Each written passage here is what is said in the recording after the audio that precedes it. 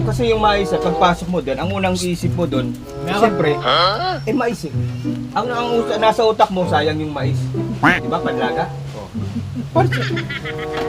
Ilaga kaya natin yung utak ko. Kasi Para maganda. ay hindi nga, ang utak nila nasa mais, paano nga madadali?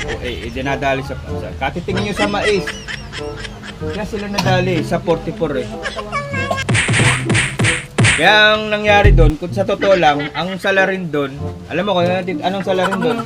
Speaking of mais, may mais na pala. Ano sila ba salarin doon? Yung mais. Kundi dahil sa mais, hindi sila mapapatay. Di ba yun ang totoo, di ba? Walang mais. Wala Yun, kayo yun. maikan yun. Siyempre. Mas mahirap nga kung gagamitin nila kung baril yung mga mais eh. Pa! Ang sila na crack corn. Crack corn.